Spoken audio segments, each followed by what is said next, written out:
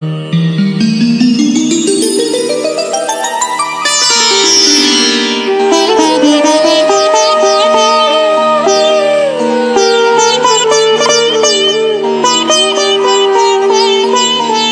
ಮಠದ ಕಾರ್ಯಕ್ರಮ ಅನ್ನುವಂಥದ್ದು ನಡೆಸಿಕೊಂಡು ಬರ್ತಾ ಇದೆ.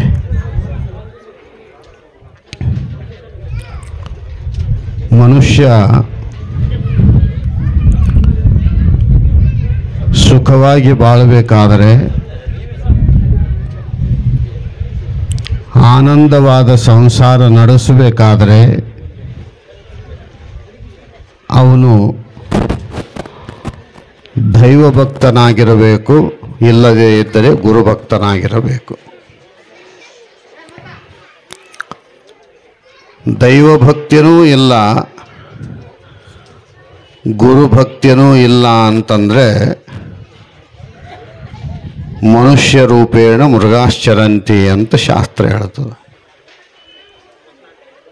ಬಾಲಕೋಡುಗಳೆಲ್ಲದ ದನ ಅಂತ. ಮನುಷ್ಯನಿಗೆ ಶಾಂತಿ ಸಿಗಬೇಕಾಗಿತ್ತು ಅಂದರೆ ಏನಪ್ಪ, ದಿವಸ ದೇವರಿಗೆ ಕೊಡಗಟ್ಟಲೆ ಹಾಲು ಹಾಕಬೇಕು, 100 ತೆಂಗಿನಕಾಯಿ ಹೊಡಿಬೇಕು, ಒಂದೊಂದು ಗಿಡದಾಗಿನ ಬಿಲ್ಲುಪತ್ರೆ ಎಲ್ಲ ಖಾಲಿ ಮಾಡಬೇಕು, ಅಂದ್ರೇ ದೇವರು ಒಲಿತಾನಂತ ಯಾವ ಪುರಾಣದಾಗ ಬರೋದಿಲ್ಲ. ಇದು ನಮ್ಮ ಮನ್ಯಾಗ ಆಕಳು ಭಾಳ ಅದಾವ ಅಂತ ಕೊಡಗಟ್ಟಲೆ ಸುರುವುದು. ಬಾಜು ಮನೆಯವರು ಕೊಡೋರು ಅದರ ಪುಕ್ಕಟ್ಟೆ ಅಂತೇಳಿ ತಗೊಂಡು ಬಂದು ದೇವರಿಗೆ ಸುರುವುದು. ಅದೇ 50 ರೂಪಾಯಿಗೆ ಒಂದು ಪಾವು ಲೀಟ್ರ್ ಅಂತಂದ್ರು ಅಂದರೆ ಇಲ್ಲ ಸ್ವಲ್ಪ ಕೊಟ್ಟುಬಿಡು ಸಾಕು ನಡೀತದೆ ನಮ್ಮ ದೇವರಿಗೆ ಅಂತ. ಪುಕ್ಷಟ್ಟೆ ಸಿಗ್ತಿತ್ತು ಅಂದರೆ ಏನೆಲ್ಲ ಹಾಕಕ್ಕೆ ಪ್ರಯತ್ನ ಮಾಡ್ತಾನೆ.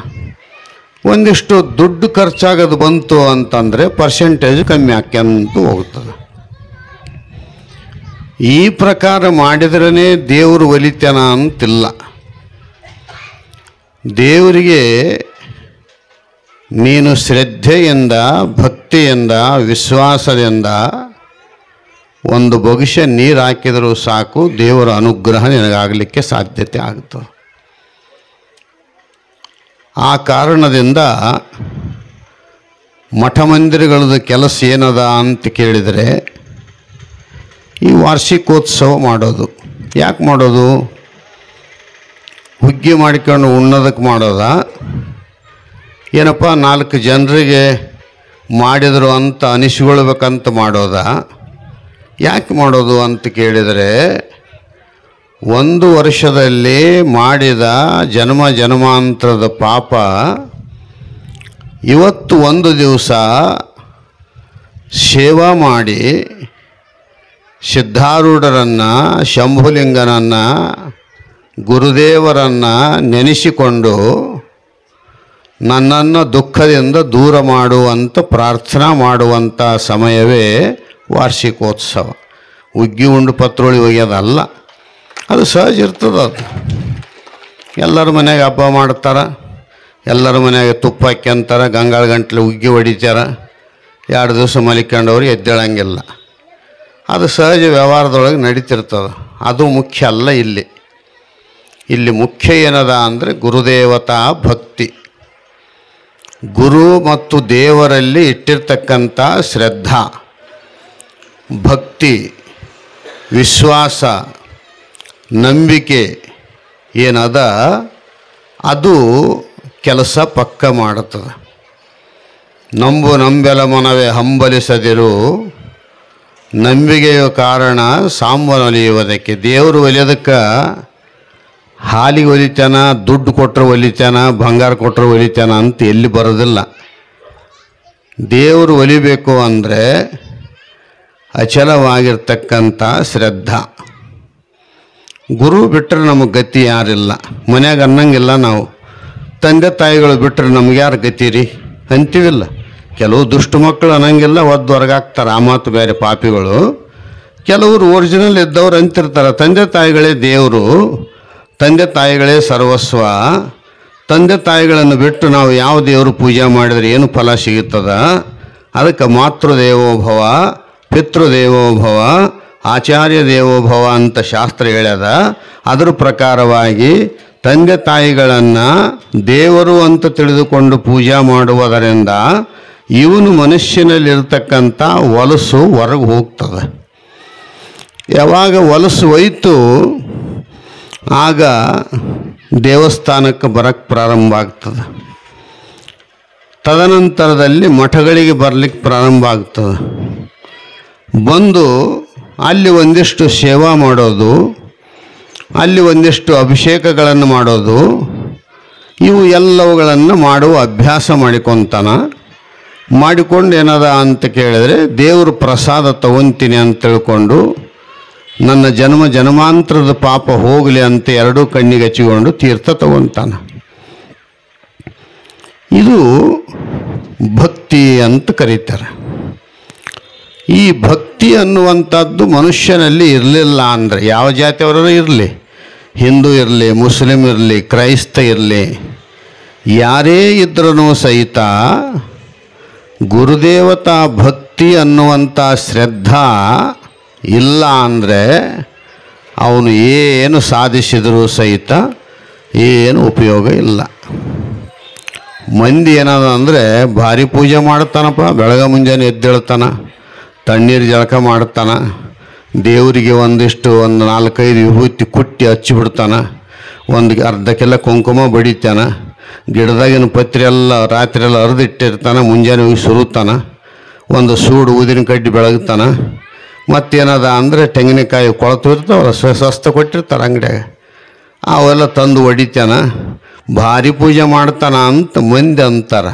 ದೇವ್ರು ಅಂತಾನ, ಇಷ್ಟ್ಯಾಕೆ ಗದ್ಲಕ್ಕೆ ಬಿದ್ದೆವು ತಮ್ಮ ನೀನು ಅಂತ, ಇಷ್ಟ್ಯಾಕೆ ಗದ್ಲಕ್ಕೆ ಬಿದ್ದೆ, ನೀನು ಕೊಡಗಟ್ಲೆ ಹಾಲು ಸುರುವುದು ಏನು ಅವಸರ ಐತೆ, ನನಗೇನು ಹಸಿವೆ ಆಗ್ಯದೆ, ನನಗೆ ನೀನು ಕೊಡಗಟ್ಲೆ ಹಾಲು ತುಪ್ಪ ಹಣ್ಣು ಎಲ್ಲ ತಂದು ಇಡುತ್ತೆ, ನನಗೇನು ನೀರಡಿಕೆ ಆಗ್ಯದೇನು, ಇಷ್ಟು ಪತ್ರಿ ಇಡುತ್ತಲ್ಲ, ನನಗೇನಾದ್ರು ತಲೆಯಾಗ ಹುಳ ಬಿದ್ದಾವೇನು, ಊದಿನ ಕಡ್ಡಿ ಸೂಡುಗಟ್ಲೆ ಹಚ್ಚುತ್ತಲ್ಲ, ಏನಾರ ಗಟಾರದಾಗ ಕಾಲಿಟ್ಟು ಬಂದಿನೇನು, ನಾನು ಎಲ್ಲಿದ್ದೀನಿ, ನಾನು ಗುಡಿಯೊಳಗೆ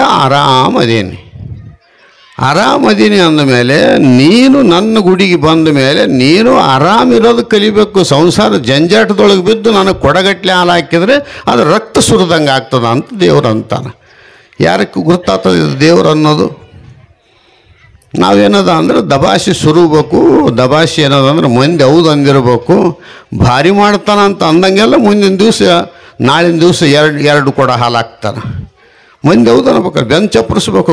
ಅಕ್ಷಯ ಬುಡ್ಡೆ ಕಲ್ಲಿಗೆ ಬಂದಾಗ ಭಾರಿ ಮಾಡುತ್ತೆ ಬಿಡು ಪೂಜೆನೇನು ಅಂದ್ಬಿಟ್ರೆ ಮುಂದಿನ ದಿವಸ 3 ಕೊಡ ಬರ್ತಾವೆ. ಹಿಂಗೆ ದಿವಾಳಿ ಎದ್ದೇಳ್ತಾನೆ ಹೊರತು ಒಂದು ತಿಂಗಳೊಪ್ಪತ್ತು ಹಂಗೆ ಮಾಡಿದ್ರೆ ಮನೆಯಾಗ ಹಾಲು ಉಳಿಯಂಗಿಲ್ಲ, ಕೂಸುಗಳಿಗೆ ಕುಡಿಯೋಕೆ ಹಾಲು ಸಿಗಂಗಿಲ್ಲ, ಮತ್ತು ಹೊಟ್ಟೆ ತುಂಬ ಅನ್ನ ಸಿಗಂಗಿಲ್ಲ, ದವಾಖಾನಿಗೆ ಅಡ್ಮಿಟ್ ಆಗ್ತಾನೆ. ಹಿಂಗ್ಯಾಕೆ ಆದೇವು ತಮ್ಮ ಅಂತಂದ್ರೆ 1 ತಿಂಗಳು ಬಿಡ್ದಂಗೆ ಪೂಜೆ ಮಾಡಿಬಿಟ್ಟಿನಿ ರೀ, ಬೆಳಗ್ಗೆ ಮುಂಜಾನೆ ಎದ್ದು ಅದಕ್ಕೆ ನಿದ್ದೆ ಸರಿಗಿಲ್ಲ ಏನಿಲ್ಲ, ದವಾಖಾನಿಗೆ ಅಡ್ಮಿಟ್ ಆಗಿನಿ ಅಂತ. ಇವರು ಸ್ವಲ್ಪ ಪುರಾಣ ಕೇಳಿದ ಮನುಷ್ಯ ಇದ್ದ ಅಂದರೆ ಮತ್ತೆ ನಾಳೆಗೆ ನಾಡ್ದು ನಿನ್ನ ನೆಣೆ ಹತ್ತದ ಅಂತ ಇತ್ತ ಕೇಳ್ತಾನೆ. ಯಾವಾಗ ಮುಗೀತದೆ ನಿನ್ನ ಮಂಗಳಾರತಿ, ಡೆಡ್ ಬಾಡಿ ಯಾವಾಗ ತರ್ತಾರೆ ನನ್ನ ಊರಿಗೆ, ನಾನು ಒಂದು ಪುಟ್ಟಿ ಮಣ್ಣು ಹಾಕಿ ಇನ್ನೊಂದು ಊರಿಗೆ ಹೋಗೋನಿದ್ದೆ ಅಂತ ಅವ ಅಂತಿರ್ತಾನೆ. ಇದಕ್ಕೆ ಭಕ್ತಿ ಅಂತ ಕರೆಯಂಗಿಲ್ಲ, ಗುರುದೇವತಾ ಭಕ್ತಿ. ಗುರುವಿನಲ್ಲಿ ದೇವರಲ್ಲಿ ಅಚಲವಾಗಿರ್ತಕ್ಕಂಥ ಅಳೆಗಾಡದೇ ಇರತಕ್ಕಂಥ ಶ್ರದ್ಧಾ, ಅಳೆಗಾಡದೇ ಇರತಕ್ಕಂಥ ಭಕ್ತಿ, ಅಳೆಗಾಡದೇ ಇರತಕ್ಕಂಥ ವಿಶ್ವಾಸ. ಬಸವಣ್ಣಂದಿಲ್ಲ, ಶಿರ ಹರಿದು ನೆಲಕ್ಕೆ ಬಿದ್ದರೂ ಎನ್ನ ನಾಲಿಗೆ ಕೂಡಲ ಸಂಘ ಎಂತೆನ್ನುತ್ತಿದ್ದೆತ್ತು. ಪ್ರಾಣ ಹೋಗ್ತದಂದರೂ ಪರವಾಗಿಲ್ಲ, ನನ್ನ ನಾಲಿಗೆ ಸಂಗಮನಾಥನನ್ನೇ ನೆನೆಸ್ತದ. ಯಾಕೆ ಇದನ್ನು ಒತ್ತಿ ಹೇಳ್ತೀರಿ ಅಂತ ಕೇಳಿದರೆ, ಇದು ಕಲಿಯುಗ, ಏನೆಲ್ಲ ಐತೆ ಸಮಾಧಾನ ಇಲ್ಲ. ಸುಮ್ಮನೆ ಬಾಸುಮತಿ ಅಕ್ಕಿ ಅನ್ನ ಉಣ್ತಾನ, ತುಪ್ಪ ಹಾಕ್ಯಂತಾನ, ಸಕ್ಕರೆ ಹಾಕ್ಯಂತಾನ, ಉಣ್ತಾನ, ರಾತ್ರಿ ರೂಮಿನ ತುಂಬ ಒಳ್ಳೆಯಾಡ್ತಾನ. ಯಾಕ ಅಂತ ಕೇಳಿದರೆ ಅಶಾಂತಿ. ಇವತ್ತು ಏನೂ ಇಲ್ಲ ಅಂದ್ರೂ ದೇವರ ಧ್ಯಾನ, ದೇವರ ಸ್ತುತಿ, ದೇವರ ಪೂಜಾ ಭಕ್ತಿಲಿಂದ ಯಾರು ಮಾಡ್ತಾರೋ ಅವನು ತಂಗಳನ್ನ ಉಂಡ್ರೂ ಸಹಿತ ಆರಾಮಿರ್ತಾನೆ. ಅದಕ್ಕೋಸ್ಕರವಾಗಿ ಅಚಲವಾಗಿರ್ತಕ್ಕಂಥ ಶ್ರದ್ಧೆ ಭಾಳ ಮುಖ್ಯ. ನಾವು ದೇವರಿಗೆ ಏನು ಕೊಟ್ಟರೂ ದೇವರು ತಗೊಳ್ಳೋದಿಲ್ಲ. ಗುಡಿಯಾಗ ಏನಾದ್ರು ತೆಂಗಿನಕಾಯಿ ತೊಗೊಂಡು ಹೋಗಂಗದಾನೇನು? ಇಲ್ಲಿ ಪೂಜಾರಿ ಇದ್ದಾನೆ, ಈ ಕಾಯಿ ಕೊಟ್ಟಿವಿ ಅಂತಂದ್ರೆ ನೀವು ಒಯ್ಯಂಗಿಲ್ಲ ಅಂದ್ರೆ ನನ್ನ ಮನೆಗೆ ಒಯ್ತೀನಿ ಅಂತಾನ ಅವನು. ಅಕಸ್ಮಾತ್ ಹನುಮಪ್ಪನೇ ನೀವು 2 ಕಾಯಿ ತಂದಿರಲ್ಲ ಚಲೋ ಇದ್ದಂಗೆ ಕಾಣ್ತದ, ನನಗೆ ಕೊಡ್ರಿ ಅಂದ್ರೆ ನೀವು ನಾಳೆ ಗುಡಿಗೆ ಬರಂಗದಿರಿ? ನೀವೇನಂತೀರಿ? ಹನುಮಪ್ಪ ಬರಿಕೆ ಇದ್ದಾನೆ, ಕೋತಿ ಆಗಿಬಿಟ್ಟಾನೀಗ, ತಂದು ತೆಂಗಿನಕಾಯಿ ಬಿಡೋಂಗಿಲ್ಲ, ನೈವೇದ್ಯ ಬಿಡೋಂಗಿಲ್ಲ, ಹೂವು ಬಿಡೋಂಗಿಲ್ಲ, ಹೋಗ್ಬಾರ್ದು ಅಂತ 2 ಕೀಲಿ ಹಾಕಿ ಮಂದಿಗೆ ಡಂಗರು ಒಲೆಕರನ್ನು ಕರೆಸಿ ಡಂಗರು ಹೊಡಿಬಿಡ್ತಾರೆ. ಹನುಮಪ್ಪನ ಗುಡಿ ಯಾರು ಹೋಗ್ಬಾರ್ದು ಅಂತ. ಮತ್ತು ಎಷ್ಟು ಬೆರಕಿದ್ದೇವೆ ನಾವು. ದೇವರು ತಿನ್ನಲಿ ಅಂತ ಏನೆಲ್ಲ ಮಾಡ್ತೀವಿ, ಅಕಸ್ಮಾತ್ ಕೈ ಹಾಕಿದರೆ ದೇವರಿಗೆ ಅಪವಾದ ಕೊಡ್ತೀವಿ. ಏನು ನಾವು ಒರಿಜಿನಲ್ಲು ಏನು ಡೂಪ್ಲಿಕೇಟು? ನಾವೆಂಥ ಭಕ್ತರು?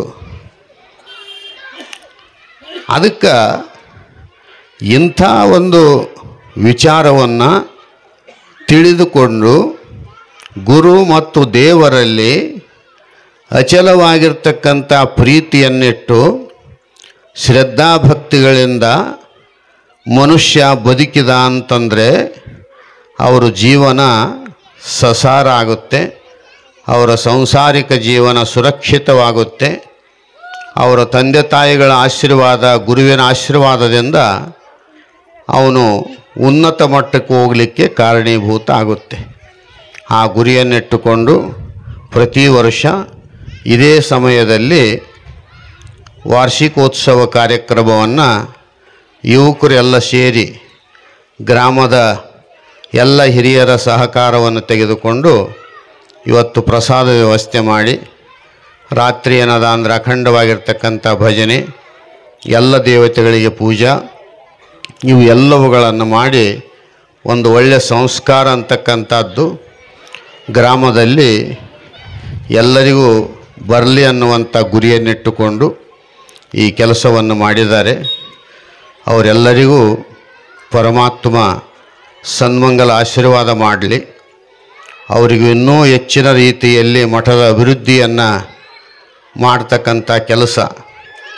ಯಾಕೆ ಅಭಿವೃದ್ಧಿ ಮಾಡ್ರಿ ಅಂತ ಯಾಕೆ ಅಂತೀವಿ ಅಂತ ಕೇಳಿದರೆ, ನಮ್ಮ ಗುರುದೇವರು ಪ್ರಪ್ರಥಮವಾಗಿ ಈ ಊರಿಗೆ ಬಂದು ಪಾದ ಇಟ್ಟಿದ್ದಾರೆ. ಇದು ಎಂದೂ ಸುಳ್ಳು ಆಗಬಾರದು ಅನ್ನುವಂಥ ದೃಷ್ಟಿಯಿಂದ ನೀವು ಏನೇ ಮಾಡಿರಿ, ಸಣ್ಣದರ ಮಾಡಿರಿ, ದೊಡ್ಡದರ ಮಾಡಿರಿ, ಭಾಳ ವೈಭವದಿಂದರ ಮಾಡಿರಿ. ವೈಭವ ಇಲ್ಲ ಅಂತ ತಿಳ್ಕೊಂಡು ಒಂದೇ ತೆಂಗಿನಕಾಯಿ ಹೊಡೆಯೋದು ಮಾಡಿರಿ, ತಪ್ಪೇನಿಲ್ಲ. ಇಷ್ಟೇ ಮಾಡಬೇಕು, ಹಿಂಗೆ ಮಾಡಬೇಕು ಅಂತಿಲ್ಲ. ಒಟ್ಟು ಚಲಾವಣೆಯಲ್ಲಿ ಇರಬೇಕು, ನಡೀತಾನೇ ಇರಬೇಕು. ದುಷ್ಟರು ಭಾಳ ಮಂದಿ ನಿಮ್ಮೆಲ್ಲರ ಸುತ್ತ ಅರ್ಧಮರ್ಧ ಪಂಚಾಂಗ ಕಲಿತು ನಿಮಗೆಲ್ಲ ದುರ್ಬುದ್ಧಿಯನ್ನು ಉಪದೇಶ ಮಾಡಿ ನೋಡ್ಬೇಕು. ಯಾರು ಸತ್ತಿರ್ತಾರ, ಎಷ್ಟು ಮಂದಿ ಪಂಚಾಂಗ ಹೇಳೋರು ಹುಟ್ಟಿರ್ತಾರೆ ಪುಣ್ಯಾತ್ಮರಲ್ಲಿ. ಹಿಂಗೆ ಕುಂದ್ರಿಸ್ಬೇಕಂತ ಒಬ್ಬನಂತಿರ್ತಾನೆ, ಅಡ್ಡ ಹಾಕ್ಬೇಕಂತ ಒಬ್ಬನಂತಿರ್ತಾನೆ, ಉದ್ದಕ್ಕೆ ಹಚ್ಬೇಕಂತ ಒಬ್ಬನಂತಿರ್ತಾನೆ, ಅಡ್ಡ ಹಚ್ಬೇಕಂತ ಒಬ್ಬನಂತಿರ್ತಾನೆ. ಇಷ್ಟೆಲ್ಲ ಗದ್ಲಕ್ಕೆ ಹಾಕಿ ಮನೆಯವರು ಸತ್ತದ ಕಳೋದ್ರ ಬದಲು ಇವ್ರು ಕಿರಿಕಿರಿಗಳದೇ ಜಾಸ್ತಿ ಆಗ್ತದೆ. ಅದಕ್ಕೆ ವಿದ್ಯಾವಂತರಾದಂಥವರು ಎಷ್ಟೇ ದೊಡ್ಡ ಮನುಷ್ಯ ಇದ್ದರೂ ಸಹಿತ ನಮಗೆ ಒಳ್ಳೆ ಮಾರ್ಗ ತೋರಿಸ್ತಿದ್ದ ಅಂದರೆ ಅವನು ಮಾತು ಕೇಳಬೇಕು. ಅವನು ಭಾಳ ದೊಡ್ಡ ಮನುಷ್ಯ ಐತಾನ, ನಮ್ಮನ್ನು ಅಡ್ಡದಾರಿಗೆ ಕಳಿಸ್ತಾನ ಅಂತಂದರೆ ಅವನಿಗೆ ದಿಕ್ಕಿಗೆ ನಮಸ್ಕಾರ ಮಾಡಿ ಅವನು ಓದೋ ದಾರಿಗೆ ಎಣ್ಣೆ ನೀರು ಬಿಟ್ಟು ಆ ಕಡೆ ಹೋಗಿ ಶೆಟ್ದು ಸಾಯಿ ಮಗನೇ ಅಂತ ಕೈ ಬಿಟ್ಬಿಡ್ಬೇಕು. ಯಾಕಂದರೆ ಅಂಥವರು ಭಾಳ ಜನ ಈ ಭಾಗದೊಳಗೆ. ಅದಕ್ಕೆ ಹುಡುಗರಿಗೆ ಹೇಳಿದೆ ನಾನು, ದುಷ್ಟ ಜನರು ಭಾಳ ಮಂದಿ ಅದಾರ, ನಂದೇನು ಕೆಲಸ ಇಲ್ಲ ಅಲ್ಲಿ, ನೀವು ಯಥಾ ಪ್ರಕಾರ ಮಾಡಿಕೊಳ್ರಿ ಕಾರ್ಯಕ್ರಮ ಅಂತಂದರೆ ಇಲ್ಲ, ಬರಬೇಕು ಅನ್ನುವಂಥ ಒತ್ತಾಯ ಮಾಡಿರುವುದರಿಂದ ನಿನ್ನೆನೇ ಇಲ್ಲಿ ಬಂದು ಇದ್ದು ಮೈಯಲ್ಲಿ ಆರಾಮಿಲ್ಲ ಅಂದ್ರೂ ಸಹಿತ ಇಷ್ಟೊತ್ತಿನ ತನಕ ನಿಮ್ಮ ಜೊತೆಗಿದ್ದು ನೀವೆಲ್ಲರೂ ಸೇವೆ ಅಂತಕ್ಕಂಥದ್ದು ಮಾಡಿದ್ದೀರಿ. ಇದು ಅವ್ಯಾಹತವಾಗಿ ಮುಂದುವರಿಬೇಕು. ಯಾರ ಮಾತಿಗೂ ಕಿವಿ ಕೊಡಬಾರದು. ಅವನು ಎಷ್ಟೇ ದೊಡ್ಡ ವ್ಯಕ್ತಿ ಇದ್ರೂ ಸಹಿತ ಅವನ ಮಾತುಗಳನ್ನು ನೀವು ಕೇಳಬಾರದು. ಯಾಕಂತ ಕೇಳಿದರೆ ದುಷ್ಟರ ಮಾತುಗಳು ಕೇಳುವುದರಿಂದ ಈ ಊರೊಳಗೆ ಗುರುಪುತ್ರರೇ ಇಲ್ಲ. ಇದೊಂದು ವಿಶೇಷತೆ ಇದು. ಆದರೂ ನಾವು ಬರ್ತೀವಿ. ಯಾಕೆ ಅಂದ್ರೆ ನಮ್ಮಪ್ಪ ಪಾದ ಇಟ್ಟಾನಂತ ಬರ್ತೀವಿ ಅಷ್ಟೇ. ಇಲ್ಲಿ ಗುರುಪುತ್ರರೇ ಇಲ್ಲ. ಇಲ್ಲಿ ಎಲ್ಲೋ ಒಂದೊಂದು ಮೂಲ್ಯಾಗ ಇದ್ದಾವೆ, ಅವು ಶೆಟದು ಕುಂತುಬಿಟ್ಟಾವ. ಹಂಗೆ ಅವೇನು ಮುಂದಕ್ಕೆ ಬರೋವಲ್ಲ, 10 ರೂಪಾಯಿ ಕೊಡೋವನು ಅಲ್ಲ. ಅವು ಸತ್ತಾಗನೇ ಮತ್ತೆ ಇವ್ರು ಫೋನ್ ಮಾಡ್ತಾರೆ, ಶಿಷ್ಯ ಸತ್ತಾನ್ರಿ ಅಂತ. ಭಾಳ ಮಂದಿ ನನಗೆ ಫೋನ್ ಮಾಡ್ತಿರ್ತಾರೆ. ಮೊನ್ನೆ ಒಬ್ಬ ಜೋಗಮ್ ಸತ್ತಿದ್ಲು, ಆಕೆ ಶಿಷ್ಯಳೆ. ಕಾರಿನಾಗ ಹೊಂಟಿವಿ ನಾವು, ಬುಡ್ಸತ್ತಿಲ್ದಂಗೆ ಫೋನ್ ಮಾಡಕತ್ತಾರೆ, ಜೋಗಮ್ ಸತ್ತಾಳ ಅಂತ. ಹೆಂಗೆ ಮಾಡ್ಬೇಕು ಅಂದ. ಲಬ್ಬುಗುಟ್ಟು ಒಯ್ಕೋಬೇಕಂತ ಹೇಳಿದೆ ನಾನು. ಲಬ್ಬುಗುಟ್ಟು ಒಯ್ಕೋಬೇಕು ಅಂತ. ಅಲ್ರಪ್ಪ ಕುಂದ್ರಸೋದು ಅಂದ. ಕುಂದ್ರಸು, ಅಡ್ಡನ ಹಾಕು, ಮತ್ತು ಸಮಾಧಿ ಕಟ್ಬೇಕಂತ ಮಾಡಿವಿ. ಕೊಡ್ಲಿ ಐತಿಲ್ಲ ಅಂತಂದೆ. ಐತ್ರಪ್ಪ ಅಂದ. ಸಣ್ಣಗೆ ಕಡ್ದು ಊರು ತುಂಬ ಸರ್ಗ ಚೆಲ್ಲಿಬಿಟ್ರು ಅಂತಂದೆ. ಒಂದು ದಿವಸ ಬಂದು ನಮಸ್ಕಾರ ಮಾಡಿಲ್ಲ, 10 ರೂಪಾಯಿ ಕೊಟ್ಟಿಲ್ಲ, ಒಂದು ತುತ್ತ ಅನ್ನ ಹಾಕಿಲ್ಲ. ಸತ್ತಾಗ ಸೈಡ್ ಮಂದಿ ಏನದ ಅಂದರೆ ಇವ್ರು ಸತ್ತಂಗಾಗಿರ್ತದೆ. ಅದು ಹೆಣ ಕುಂತಿರ್ತದೆ ಸುಮ್ಮನೆ, ಇವ್ರು ಸತ್ತಿರ್ತಾರೆ. ಅದಕ್ಕೆ ನಾನು ಕೆಲವು ಕಡೆಗೆ ಹೇಳಕತ್ತೀನಿ, ಆ ಹೆಣದ ಜೊತೆ ಇದನ್ನು ಬಿಗಿದು ಬಿಡ್ರಿ, ವಾಕಿ ಮುಚ್ಚಿಬಿಟ್ರೆ ಮುಗ್ದೋಗ್ತದಂತ. ಅದಕ್ಕೆ ಇಂಥದಕ್ಕೆ ನೀವು ಕಿವಿ ಕೊಡಬೇಡ್ರಿ. ಒಳ್ಳೆಯವರಾಗಿ ಬದುಕ್ರಿ, ಒಳ್ಳೆ ಮಾತುಗಳನ್ನು ಆಡ್ರಿ, ಒಳ್ಳೆಯವ್ರ ಜೊತೆ ಕಟ್ಟ್ರಿ, ಸಿದ್ಧಾರೂಢರ ಚರಿತ್ರೆ ಓದ್ರಿ. ನಿಮಗೆ ತೆಲುಗು ಬೇಕು ಅಂದರೆ ತೆಲುಗು, ಕನ್ನಡ ಬೇಕಂದ್ರೂ ಕನ್ನಡ, ಶ್ರೀಮದ್ ಭಗವದ್ಗೀತಾ ಓದ್ರಿ, ನಿಜಗುಂಡ್ರ ಶಾಸ್ತ್ರ ಓದ್ರಿ, ಭಜನೆ ಮಾಡಿರಿ, ತಂದೆ ತಾಯಿಗಳ ಸೇವಾ ಮಾಡಿರಿ. ಇಷ್ಟೆಲ್ಲ ಮಾಡಿ ದೀನ ದಲಿತರಿಗೆ, ಅನಾಥ ಅಂಧರಿಗೆ ಒಂದು ತುತ್ತು ಅನ್ನ ಭಿಕ್ಷೆ ನೀಡ್ರಿ. ಹಸ್ಗಂಡು ಬಂದಂಥ ವ್ಯಕ್ತಿಗೆ ಒಂದು ತುತ್ತು ಅನ್ನ ನೀಡ್ರಿ, ಒಂದು ಗೇಣು ಬಟ್ಟೆ ಕೊಡ್ರಿ. ನಿಮಗೆ ಸಿದ್ಧಾರೂಢರು ಕಲ್ಯಾಣ ಮಾಡ್ತಾ ಇದ್ದಾನೆ. ಇದೇ ರೀತಿಯಾಗಿ ಪ್ರತಿ ವರ್ಷವೂ ಈ ಕಾರ್ಯಕ್ರಮ ಅವ್ಯಾಹತವಾಗಿ ನಡೀಲಿ.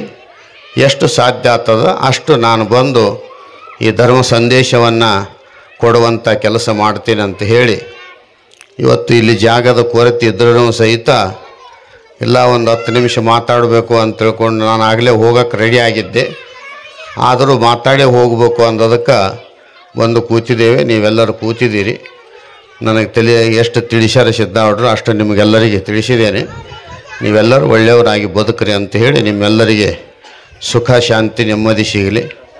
ಸರ್ವೇ ಜನ ಸುಖಿನೋ ಭವಂತು, ಸರ್ವೇ ಸಂತು ನಿರಾಮಯಾಃ, ಸರ್ವೇ ಭದ್ರಾಣಿ ಪಶ್ಯಂತು ಮಾ ಕಶ್ಯ ದುಃಖವಾಗಿ ಭವೇತ್ ಅಂದಂತೆ ನಿಮ್ಮೆಲ್ಲರಿಗೂ ಶುಭವಾಗಲಿ ಅಂತ ಹಾರೈಸಿ ನನ್ನ ಮಾತಿಗೆ ವಿರಾಮ ಕೊಡ್ತೀನಿ. ಓಂ ತತ್ಸತ್.